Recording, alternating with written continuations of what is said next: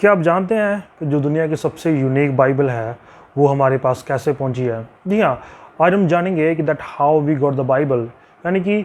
जो बाइबल है वो हमारे पास कैसे पहुंची है। तो हम इन बातों को हम डिटेल में देखेंगे। तो अगर आप इन बातों को जानना चाहते हैं कि जो बाइबल है वो हमारे पास कैसे पहुंची है,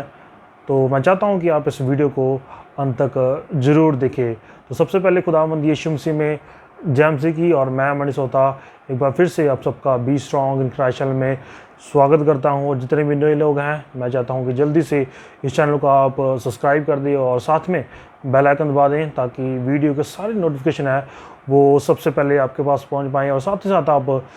इंस्टाग्राम पर भी इस चैनल को आप फॉलो कर सकते हैं ताकि आप हर परिस्थिति में दृढ़ और मजबूत बनते हुए यीशु मसीह में आगे बढ़ते जाएं। तो चलिए शुरू करते हैं आज के इस वीडियो को। क्या हमने इस बात को जानने की कोशिश की है कि जो हमारे पास बाइबल है जिसमें 66 किताबें हैं, इस बुक का, इस बाइबल का इतिहास क्या है, ये हमारे पास कैसे पहुंची है? क्या ऐसे ही लोगों ने 66 किताबें जोड़कर क्या कि हमें सौंप दी है? नहीं, हम इन बातों को थोड़ा बारीकी से जानेंगे। तो सबसे पहले हम जानेंगे कि जो बाइबल थी, ठीक है, उनको शुरुआती दिनों में कैसे लिखा जाता था। आज हमारे पास देखते हैं कि पेपर है, पेन है, कॉपी वगैरह, नोटबुक है, ठीक है, हम अगर लिखना होता है हम उन पर लिख लेते हैं। तो हम सबसे पहले इन बातों को जानेंगे कि जो बाइबल है वो कौन सी मटीरियल पर लिखी जाती थी। तो सबसे पहले जो बाइबल थी, यानी कि जो पत्र थे वो लिखे जाते थे, वो स्पेशली एक पेपैरस करके एक पेड़ होता था, उसकी क्या है कि उससे एक पेपर बनाते थे जिस पे क्या है कि वो लिखते थे और जिसको वो अपने हाथों से लिखते थे, जिसको आज के समय में एक मैन्यूस्क्रिप्ट करके बोला जाता है। यानी कि जो बाइबल का जो पोर्शन है, ठीक है, उनको कॉपी करते हुए वहाँ पे लिखते थे और पैरचमेंट करके बोला जाता है। यानी कि उन दिनों में जो बकरे होते थे, भेड़ बकरियाँ या फिर बैल होते थे, जो उनकी चमड़ी होती थी उनको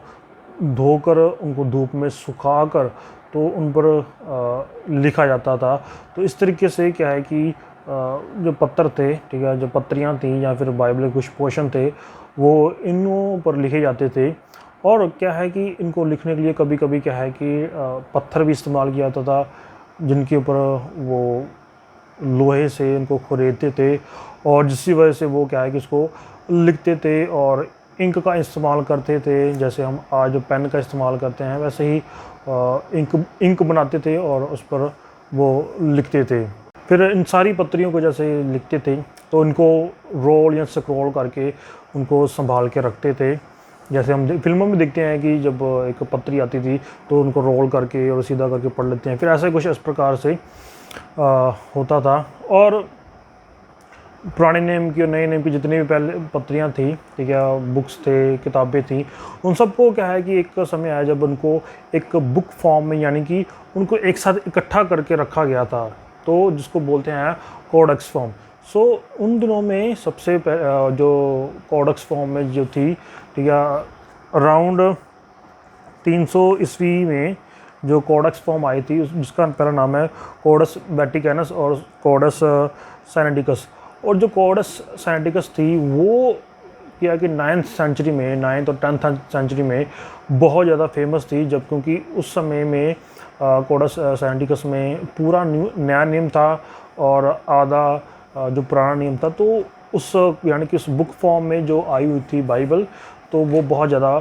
फेमस थी। और अगर बात की जाए बाइबल के जितने भी किताबें हैं उनको हम देखते हैं कि उनको चैप्टर्स में हम देखते हैं, अध्यायों में देखते हैं। तो इससे पहले जब बाइबल लिखी गई थी वो एक स्टोरी की तरह, जैसे हम पढ़ते हैं, ठीक है, पंजाबी हिंदी की जो स्टोरीज़ होती है, इंग्लिश की जो स्टोरीज होती है, ऐसे होते हैं, तो उसी प्रकार से वो लिखी जाती थी। मगर बाद में क्या है कि इसको चैप्टर में डिवाइड किया गया, उनको डिवीज़न किया गया। तो जो सबसे पहले क्या है कि जो डिवीज़न था, हम अगर पुराने नेम के बारे में बात करें तो पुराने नेम में सबसे पहले जो डिवीज़न था, जो खास करके जो पहली 5 किताबें हैं, ठीक है, जिसको पेंटेडुक करके हम करके जानते हैं, ठीक है, उसको जो सबसे पहले जो उनका डिवीज़न किया गया था उसको 154 ग्रुप्स में, ठीक है, चैप्टर में नहीं बल्कि ग्रुप्स में, भागों में इनको विभाजन किया गया। वो किया गया था 536 BC में, ठीक है, ईसा पूर्व, यानी कि यीशु मसीह के पहले के समय में तो करीब जब बेबीलोन की कैप्टिविटी में थे तो उस समय में उसको 154, ठीक है, 154 ग्रुप में डिवाइड किया गया। और उसके बाद क्या है कि उसको 669 ग्रुप्स में फिर से इनको डिवाइड किया गया। और बाद में लेटर आकर यानी कि 1300 ईस्वी में जब हम देखते हैं कि उसको अच्छे तरीके से एक एक चैप्टर में डिवाइड किया गया, विभाजन किया गया, जैसे आज हमारे पास बाइबल में विभाजन है। अगर नए नियम के अध्यायों के बारे में बात की जाए तो नए नियम के जो अध्याय के जो विभाजन था वो करीब 1300 ईस्वी में हुआ, जो कि स्टीफन लैंटन करके और उसके बाद आर्च बिशप थे जिनका नाम था कैंटरबरी करके थे। उन्होंने क्या है कि नए नियम की जो किताबें हैं उनको जो विभाजन था वो अध्यायों में किया, जैसे कि आज के समय में हम अपनी बाइबल में अध्याय देखते हैं। अगर उसके बाद हम बात करें आयतों की, वर्सेस की, ठीक है, जो हमें देखने को मिलते हैं कि एक वर्ष 2 वर्ष हैं, उनका भी बाद में विभाजन हुआ था। जो खास करके पुराने नियम की जो आयतें हैं, ठीक है, उनकी जो वर्सेस है, जो उनका जो विभाजन हुआ था वो करीब 900 ईस्वी में इसका जो विभाजन हुआ था। अगर हम नए नियम की आयतों के बारे में, वर्सेस के बारे में देखें कि उनका विभाजन कब हुआ था, तो सबसे पहले जो ग्रीक भाषा का जो नया नियम था उसकी वर्सेस का जो विभाजन है वो रॉबर्ट स्टीफनस के द्वारा 1551 में यानी कि 1551 में हुआ था। और उसके बाद जो नए नियम जो इंग्लिश में आ चुका था उसकी वर्सेस का जो विभाजन है वो 1557 में यानी कि 1557 में बाय विलियम विंगटन के द्वारा हुआ था। और अभी हम बात करेंगे बाइबल के बारे में कि जो बाइबल की जो हमारे पास 66 किताबें हैं, हमारे पास यही 66 किताबें ही क्यों, इससे कम क्यों नहीं और इससे ज़्यादा क्यों नहीं। तो इसके लिए हम जानेंगे कैनन के बारे में। जी हाँ, जो कैनन जो शब्द है वो ग्रीक भाषा का जो कानून शब्द है उससे आता है, जिसका मतलब है मेजरिंग रॉड, रीड, यानी कि मेजरमेंट करना, स्टैंडर्ड लेके आना। तो उस कैनन के द्वारा एक ऑफिशियली एक लिस्ट हमें मिली है उस कैनन के द्वारा कि जो ऑथराइज जो बुक्स हैं वो ही हमारे पास आज आई हैं। तो इसका ये मतलब नहीं है कि जो किताबें हैं वो पहले प्रभु के वचन नहीं थे, तो कैनन की वजह से क्या है कि इन बातों को ये पुष्टि किया गया कि हाँ कि ये परमेश्वर के वचन है। नहीं, कैनन में जो हुआ वो ये हुआ था कि जो पहले से जो प्रभु परमेश्वर के अथॉरिटेटिव, ठीक है, अधिकार रखने वाले जो शब्द हैं, जो पत्रियां हैं, बुक्स हैं और जो इंस्पायर्ड वर्ड ऑफ गॉड है, ठीक है, परमेश्वर की आत्मा के द्वारा वो लिखे हुए वचन है, उन्हीं को क्या है कि एक्सेप्ट किया गया है। तो हम देखेंगे थोड़ा सा कैनन के बारे में, नए नियम के बारे में और पुराने नियम के जो कैनन है वो कैसे और कब हुआ। जो सबसे पहले बात करें जो पुराने नियम का जो कैनन है, यानी कि पुराने नियम में हमारे पास आज 39 किताबें हैं और ज्यूश की जो बाइबल है, ठीक है, हिब्रू बाइबल, उनमें 24 किताबें हैं, ठीक है। सिमिलैरिटी सेम है, ठीक है, जैसे हमारे पास 39 हैं उनके पास 24 है, बट क्या है कि थोड़ा सा जैसे हमारे पास पहला सैमुएल दूसरा सैमुएल है, उन्होंने उनकी बाइबल में, हिब्रू बाइबल में यानी कि ज्यूश बाइबल में वो दोनों एक ही है, ठीक है। और पहला इतिहास, दूसरा इतिहास, पहला राजा, दूसरा राजा की हम क्या किताबें दिखते हैं उनमें एक ही है। और भी कुछ बातें हैं जो सिमिलर हैं जिसकी वजह से क्या है कि उनकी काउंटिंग में वो 24 किताबें आती हैं। मगर जो और भी लोग हैं, ठीक है, रोमन कैथलिक है, उनकी जो बाइबल में ख़ास करके जो पुराने नेम की बाइबल में 46 किताबें आती हैं और ऑर्थोडॉक्स है उनमें 48 किताबें आती हैं। मगर हमारे पास जो बाइबल है उसमें 39 किताबें आती हैं। तो ये कब हुआ? तो इसकी जो पुष्टि है, ठीक है, इसकी अथॉरिटी है कि हमारे पास 39 किताबें ही होनी चाहिए पुराने नेम में। तो ये 90 ईस्वी में यानी कि यीशु मसीह के आने के बाद, उनके स्वर्ग जाने के बाद 90 ईस्वी में इस बात की पुष्टि की गई जो काउंसिल ऑफ जामनिया करके हुई थी। और उसमें इस बात को माना गया कि जी हाँ, इन 39 किताबों को ही हम एज ए प्रभु के वचन के तौर पे हम अपने पास रखेंगे। और अभी हम नए नियम के कैनन के बारे में जानेंगे और हम उन रीज़न को जानेंगे, उन कारणों को जानेंगे कि किस वजह से जो नए नेम का जो कैनन हुआ। तो सबसे पहली बात है, जो शुरुआती दिनों में जो कलीसिया थी उनको इस बात को जानने की बाखूबी ज़रूरत थी कि कौन कौन सी जो किताबें हैं वो कलीसिया में पढ़ी जाएं। कलीसिया उन किताबों को, उन लिखत को अपनी ज़िंदगी में लागू करे, उनको माने। तो ये बहुत ज़्यादा महत्वपूर्ण था, तो जिसकी वजह से कैनन हुआ, ताकि कलीसिया के लोग इन बातों को पढ़ें, ठीक है, अपनी ज़िंदगी में लागू करें और उनके अनुसार अपने जीवन को बनाएं। और दूसरा कारण था कि बहुत सारे लोग झूठी शिक्षा फैला रहे थे, और जिसकी वजह से क्या है कि बहुत सारे लोग अपने अपनी बातों से, अपने अपने ख्यालों से क्या है कि अपनी एक नई लिस्ट लेके आ रहे थे, ठीक है। बाइबल की जो किताबें आज हमारे पास है 27 हैं, उनमें से बहुत कम थी, कुछ 22 लेके आए थे, कुछ 24 लेके आए थे। तो जो क्या है कि उस समय बहुत गलत चल रहा था, जिसकी वजह से उन दिनों में बहुत ज़्यादा ज़रूरत थी कि नए नेम का कहना होना चाहिए कि हाँ, कि उन दिनों में कौन कौन सी किताबें हैं जो प्रभु के वचन हैं, उनको हमारे पास होना ज़रूरी है। और एक और बात कि उन दिनों में फॉल्स राइटिंग, ठीक है, झूठी शिक्षा,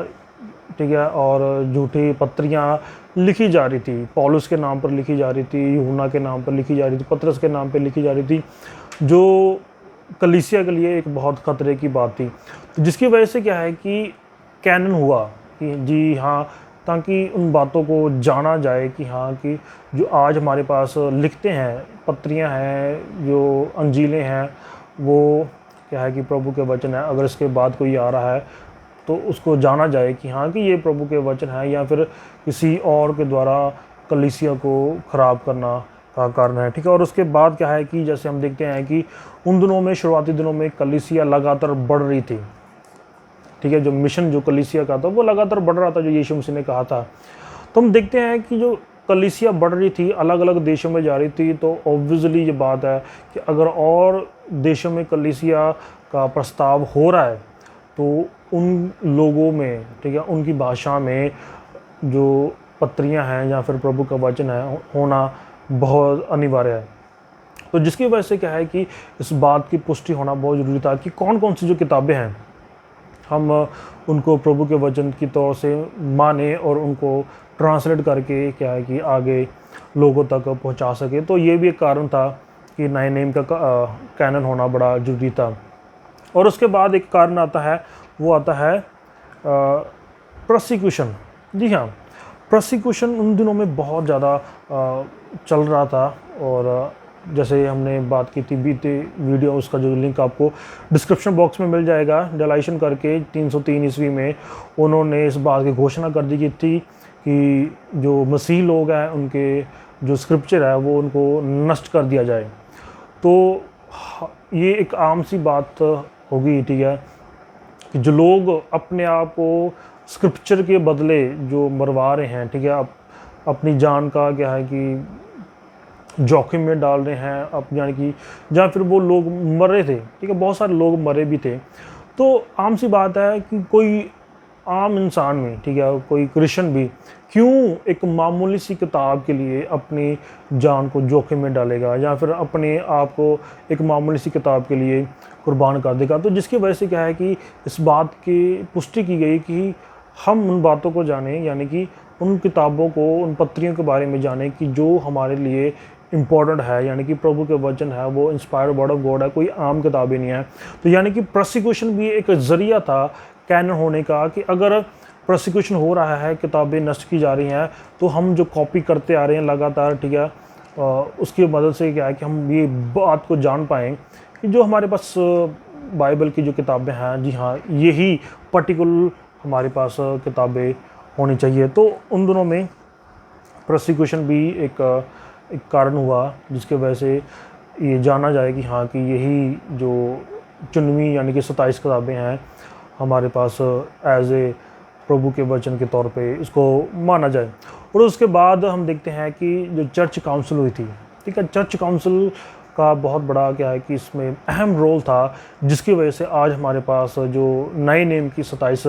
किताबें हैं। जी हाँ, जो सबसे पहले जो काउंसिल ऑफ हिप्पो की हुई थी वो 393 में हुई थी। और उसमें जो हमारे पास आज नए नियम की 27 किताबें हैं, उनको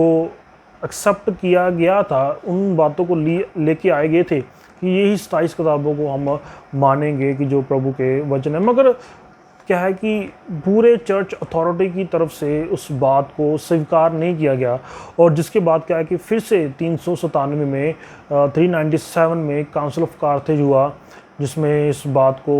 संपूर्ण रीति से क्या है कि माना गया कि जी हाँ, कि यही जो 27 किताबें हैं नए नियम की, इसको हम क्या है कि ऑथराइज़ करते हैं कि यही जो बातें हैं, यानी कि यही जो किताबें हैं,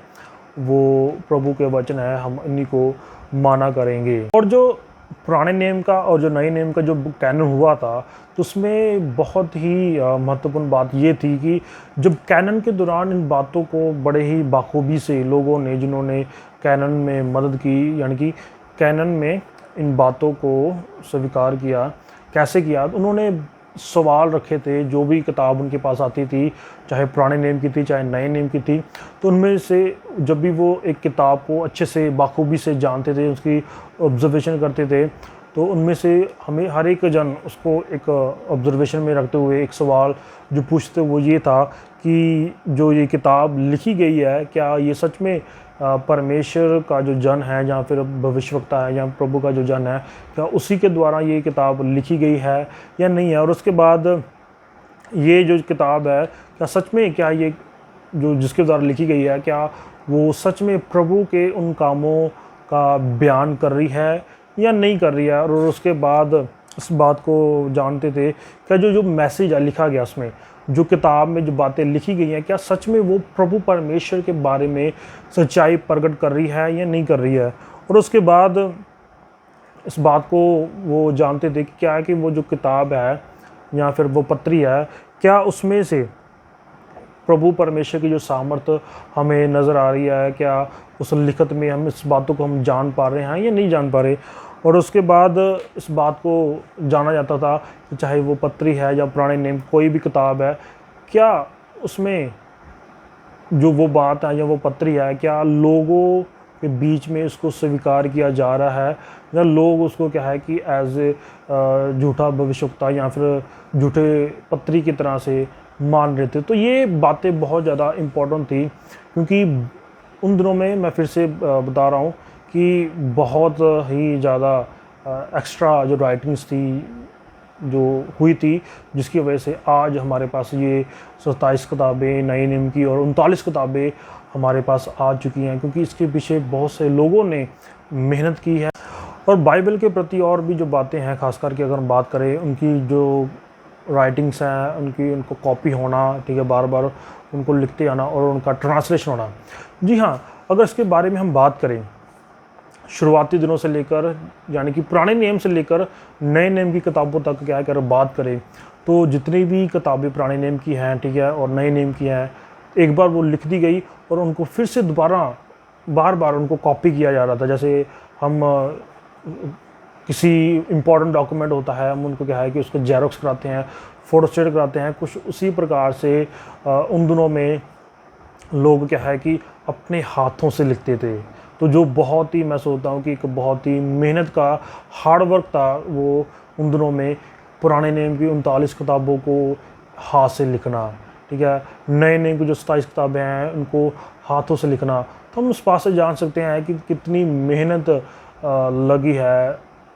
प्रभु के लोगों की, जिन्होंने क्या है कि उन बातों को लगातार लिखते आ रहे थे। और अगर बात करें खास करके जो पुराने नियम की जो किताबें हैं, उनका बार बार लिखना हम देख सकते हैं कि मलाकी के बाद और नए नियम में हम देखते हैं कि करीब 400 साल का गैप था। और उन्हीं दिनों में क्या है कि जो पुराने नियम की जो किताबें थी, उनको बार बार कॉपी करके रखा जा रहा था, ताकि लोग, क्योंकि उन दिनों में भी प्रोसिक्यूशन यहूदी लोगों पर था, जिसकी वजह से क्या है कि उनकी जो पत्रियां थी या कि किताबें थी वो नष्ट की जा रही थी, जिसकी वजह से क्या है कि उनको लिखा गया। और उन दिनों में जब अलेक्जेंडर ग्रेट यानी कि सिकंदर जो महान था, उनका जो प्रभाव चल रहा था उनके द्वारा, फिर जो भाषा का जो प्रभाव था ग्रीक भाषा का, फिर जो पुराना नेम था उसको ग्रीक भाषा में ट्रांसलेट किया गया, जो कि 72 लोगों के द्वारा, यानी कि जिसको सेप्टुजेंट करके बोला जाता है। और हम देखते हैं कि उसके बाद फिर नया नियम ऑब्वियसली वो ग्रीक भाषा में लिखा जा चुका था, फिर उनको भी क्या है कि आगे कॉपी करते रहे। अगर नए नियम की बात करें, खास करके करीब 5800, ठीक है, 5800 क्या है कि ऐसे मैन्युस्क्रिप्ट हैं, वो है सिर्फ ग्रीक भाषा में जो नए नियम के प्रति हैं, और उससे भी ज़्यादा करीब 4 मिलियन तक जो क्या है कि कोटेशंस जो चर्च फादर शुरुआती दिनों में थे उन्होंने बाइबल में से ली हुई हैं जो इस्तेमाल करते थे। और लैटिन में इससे ज़्यादा है। लैटिन भाषा में जब ट्रांसलेट की गई थी बाइबल, यानी कि नया नियम ट्रांसलेट किया गया था, पुराना नियम ट्रांसलेट किया गया था, तो उन दिनों में यानी कि वो आज भी हैं, ठीक है, जो प्रिजर्व करके रखी हुई हैं। करीब 10,000 कॉपीज़ हैं, 10,000 यानी कि मैन्युस्क्रिप्ट हैं लैटिन भाषा में। फिर कॉप्टिक लैंग्वेज हो गया, गोथिक लैंग्वेज हो गया, और अलग अलग लैंग्वेज में हज़ारों की गिनती में क्या है कि मैन्युस्क्रिप्ट हैं। तो जो बाद में आखिर में एक सर्वे के अनुसार क्या है कि इन सारी बातों से एक हिब्रू की बाइबल अलग से बना दी गई, फिर एक ग्रीक की बाइबल अलग से जो बना दी गई थी, वो उन सारी मैन्युस्क्रिप्ट की मदद से। तो अगर बात करें जो हमारे पास हिंदी, पंजाबी, इंग्लिश की बाइबल हमारे पास है, वो कब ट्रांसलेट हुई है, उसके पीछे भी बहुत से लोगों की मेहनत है। जी हाँ, जो सबसे पहले इंग्लिश की जो बाइबल थी, खास करके जो नया नेम था, वो जॉन विक्लिफ करके हैं प्रभु के दास, जो जिन्होंने 1380 में जो नया नेम क्या है कि लैटिन भाषा से नया नेम इंग्लिश में ट्रांसलेट किया गया था। और 1535 ईस्वी में क्या है कि पूरी बाइबल को, ठीक है, पूरी बाइबल को इंग्लिश भाषा में ट्रांसलेट कर दिया गया था। और अगर बात करें हिंदी बाइबल जो हम पढ़ते हैं, ठीक है, ये करीब 1810 ईस्वी में, ठीक है, विलियम कैरी जो इंडिया आए थे, उनके द्वारा ये स्टेप उठाया गया था कि बाइबल को इंडिया के लोगों के बीच में उनकी भाषा में इनको मुहैया कराई जाए। तो करीब 1810 ईस्वी में हिंदी बाइबल जो ट्रांसलेट हुई थी। और जो हमारे पास पंजाबी की बाइबल है, ठीक है, हम पढ़ते हैं, तो ये भी करीब 1811 ईस्वी से लेकर 1819 ईस्वी के बीच में, इन सालों में जो पंजाबी की बाइबल है वो ट्रांसलेट हुई है। आशा करता हूँ कि प्रभु के लोगों को आज आपने इन बातों को बखूबी से जान लिया है कि जो बाइबल का इतिहास है वो हम सब के लिए बहुत ही एक आशीष का कारण बना है। जी हाँ, क्योंकि आज जो हमारे पास जो बाइबल है, इसके पीछे बहुत सारे लोगों ने मेहनत की है, बहुत सारे लोगों ने अपनी जान भी गंवाई है, और बहुत सारे लोगों ने क्या है कि हमारे पास पहुंचाने के लिए दिन रात एक भी किया था। तो इसलिए हमें सबसे पहले प्रभु परमेश्वर का धन्यवाद करना चाहिए, जिस परमेश्वर ने हमें अपना वचन मुहैया कराया है। और जिस प्रकार से हम पढ़ते हैं प्रकाशित वाक्य में, उसका 1 अध्याय उसके 3 वचन में जो पढ़ते हैं, वहाँ पे लिखा है कि धन्य वे लोग जो क्या है किसी भविष्यवाणी के वचन को पढ़ते हैं, सुनते हैं, और इस पर क्या है कि अमल भी करते हैं, यानी कि इन बातों को अपनी ज़िंदगी में लागू भी करते हैं। और जिस प्रकार हम एक और वचन पढ़ते हैं 2 तिमुथियुस 3 अध्याय और उसके 16-17 वचन में, कि जो संपूर्ण पवित्र शास्त्र है वो परमेश्वर की प्रेरणा के द्वारा, यानी कि परमेश्वर की आत्मा के द्वारा लिखा गया है। ये इसलिए लिखा गया है कि वो हमें सुधारे, समझाए और हमें धार्मिकता के काम के लिए तैयार करे, ताकि हम हर एक काम के लिए, यानी कि परमेश्वर का जन हर एक काम के लिए तैयार रहे और सिद्ध बने। तो प्रभु के लोगों को जो हमारे पास ये पवित्र बाइबल हमें मुहैया कराई गई है, इसके पीछे हमने रीज़न देखे हैं कि ये जो बाइबल है झट से हमारे पास आ ही नहीं गई, बल्कि इसके पीछे बहुत सारे लोगों की मेहनत है। तो हम इस बात के लिए प्रभु को धन्यवाद करें और हम उसकी रिस्पेक्ट करें। रिस्पेक्ट इसका ये मतलब नहीं है कि हम सुबह सुबह उठें और उसको हम माथा टेंगे, नहीं, बल्कि हम इसको पढ़ें, जो इनमें लिखा हुआ है हम उनके अनुसार अपने जीवन को चलाएं, ताकि प्रभु परमेश्वर हमारे जीवन को अपने वचन के द्वारा और ज़्यादा सफल करे। तो आशा करता हूँ आज का जो वीडियो है आपको अच्छा लगा होगा, तो लाइक और कमेंट करके ज़रूर बताएं, और ज़रूर इस बात को दूसरे लोगों तक पहुँचाएँ, ताकि वो भी इस बात को जान पाए कि जो बाइबल का जो इतिहास है, जो कि कैसे हमें जो बाइबल मिली है, ताकि वो भी लोग जान पाएँ और वो भी इस बात को जानने के बाद उस परमेश्वर का धन्यवाद करें कि हमारे पास जो बाइबल है वो चुटकियों से नहीं, बल्कि बड़ी मेहनत से जो प्रभु के लोगों ने की है, उसकी मदद से हमारे पास बाइबल पहुंची है। तो फिर मिलेंगे हम एक नई वीडियो के साथ, तब तक के लिए सबको जय मसीह की।